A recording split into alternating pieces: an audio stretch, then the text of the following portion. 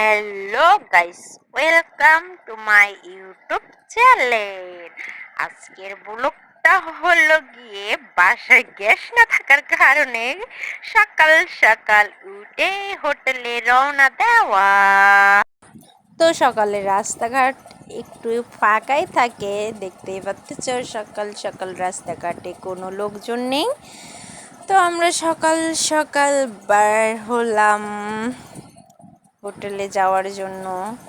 বাসায় গ্যাস নাই, আমি ওকে বললাম, তো বললো যে চলো তাহলে একসঙ্গে যাই, হোটেলে যা খাওয়া করে তারপর ওই দিক দিয়ে গ্যাস নাই নিয়ে বাসা চলে আসবো।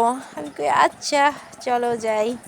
তো আমার স্বামী আমার একটু প্রশংসা করা শুরু করে দিল যে আজকে তোমাকে সুন্দর লাগতেছে, খোলা চুলে তোমাকে একটু বেশি সুন্দর লাগে। তো আমি একটু হেসে বললাম যে বাজে কথা বলিও না, আমার মেয়েটার মন খারাপ কেন জানি। ওর মন খারাপ না, আসলে ও সকালটা অনুভব করতেছে যে এত সুন্দর সকালবেলা গাড়িতে উঠে এত সুন্দর আমার মেয়ে চোখে হালকা হালকা একটু ঘুম। তো ফাইনালি আমরা এসে পড়লাম হোটেলে।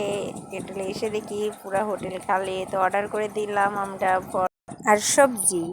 তো আমি বাসায় থাকলেও এই প্রতিদিন আমি ডাল পরোটা সবজি এগুলো সব করেই খাওয়াই ওকে সকালবেলা। তো হোটেলে এসে এটাই অর্ডার করে দিলাম। সকাল সকাল তো হোটেলে এটাই পাওয়া যায়। বললাম ভুনা খিচুড়ির কথা, তো পাইলাম না। আমার মেয়েটা এগুলো দেখে ওর হয়তো পছন্দ হয় নাই, তো ওর জন্য আমি চলে আসলাম মিষ্টির কাছে। তো ওকে কোন মিষ্টিটা দিব বলতে বলতে পছন্দ হলো আমার ইলিশ পেটি। তো ইলিশ পেটি মিষ্টিটা খুব ভালো, সুস্বাদু।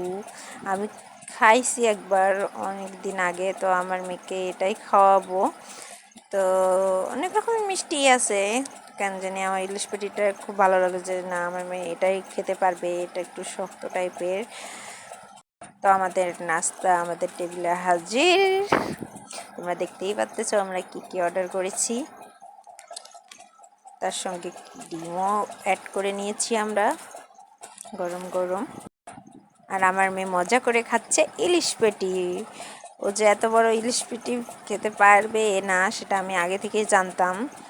তো তারপরে ওর হাতে দিয়েছি, ও যতটুকু খেতে পারে খাক, সমস্যা নেই।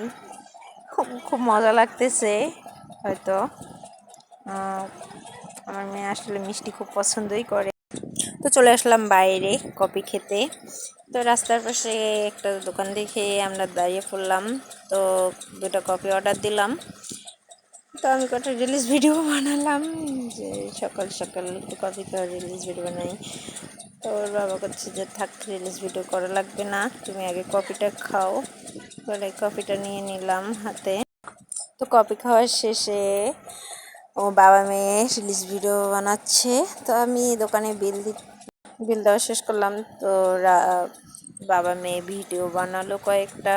বানানোর পর আমি আবার আমার স্বামীকে বললাম যে তুমি আরও কিছু খাবে নাকি, আরও কিছু নেবো নাকি। তো ও বললো যে না কিছু খাবে না।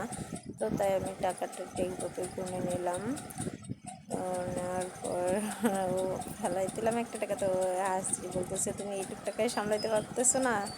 আমি এবার বললাম যে টাকা সামলাতে পারি না, সমস্যা নেই, আমার মেয়ে বড়ো হচ্ছে, ও ঠিক সামলাতে। তো আজকের ভিডিও এখানেই শেষ। অবশ্যই আমার চ্যানেল সাবস্ক্রাইব করে